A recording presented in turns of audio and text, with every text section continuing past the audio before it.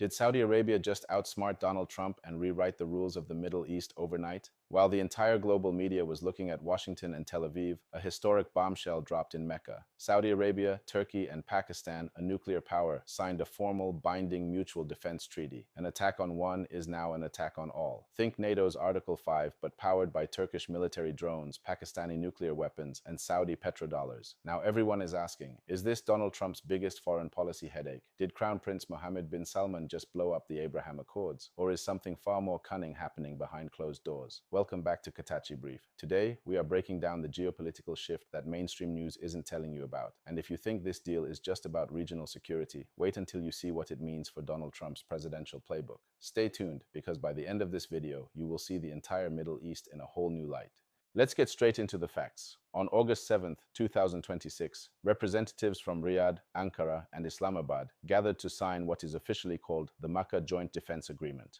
What makes this treaty so explosive? Simple: collective defense. It explicitly states that an armed aggression against any single member will be treated as an attack on all three. Let's look at what each nation brings to this table. 1. Pakistan, the only nuclear-armed nation in the Muslim world. They bring strategic nuclear deterrence and over 500,000 battle-tested troops. 2. Turkey, the second largest military force in NATO, equipped with cutting-edge defense tech, deadly Bayraktar drones, and jet fighters. 3. Saudi Arabia, unlimited financial capital, rapid military modernization, and control over the heart of the Islamic world. For decades, Saudi Arabia relied entirely on the United States for security. If the Houthis fired missiles or Iran threatened oil fields, Riyadh called Washington. But something changed. Why did Riyadh decide right now that it needed Pakistan's nukes and Turkey's drones instead of relying solely on the US flag? This brings us directly to Donald Trump. What does a treaty signed in Mecca have to do with Trump back in the US? The answer comes down to one word: leverage. Remember, President Trump's core foreign policy doctrine has always been burden sharing. Trump has told allies for years, pay your share and defend yourselves. So on paper, Saudi Arabia forming its own defense alliance looks like exactly what Trump asked for. But here is the twist. Just weeks before this treaty was signed, on July 23, 2026, Donald Trump made a massive public declaration. He stated that any prospective US-Saudi civilian nuclear deal and formal defense pact was strictly conditional. Trump's condition: Saudi Arabia must join the Abraham Accords and officially normalize relations with Israel. Trump tried to use American technology and security as the ultimate bargaining chip to force Saudi Arabia into normalizing with Israel. But Mohammed bin Salman played a MasterCard. By signing a defense deal with Turkey and Pakistan, Saudi Arabia basically said to Washington, we don't need to wait for your security guarantees, we just created our own. It doesn't mean Saudi Arabia is abandoning the US, it means Riyadh just walked into the negotiating room with Donald Trump holding a winning hand. Now, let's address the biggest question. Does this new trilateral pact destroy the Abraham Accords? The short answer: no, but it fundamentally changes the game.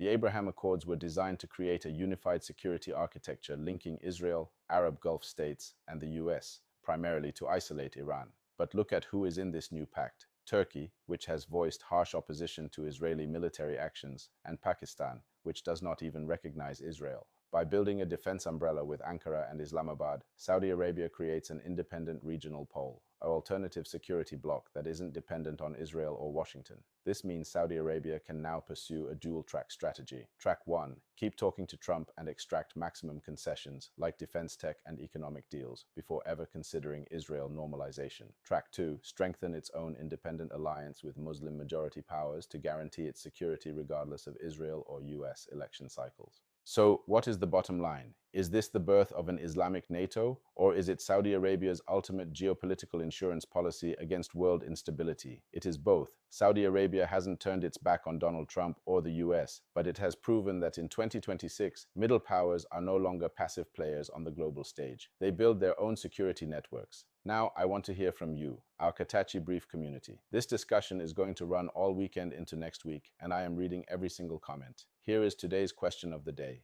Do you think President Trump should grant Saudi Arabia full security guarantees without forcing them to recognize Israel, or should Washington hold its ground? Drop Trump if you think Washington holds the leverage, or drop Saudi if you think Crown Prince MBS made a genius strategic move. If you found this analysis valuable, smash that like button, subscribe to Katakyie Brief, and hit the notification bell so you never miss a real geopolitical breakdown. Share this video on Facebook and WhatsApp to join the debate. Thank you for watching, and stay informed with Katakyie Brief. See you in the comments.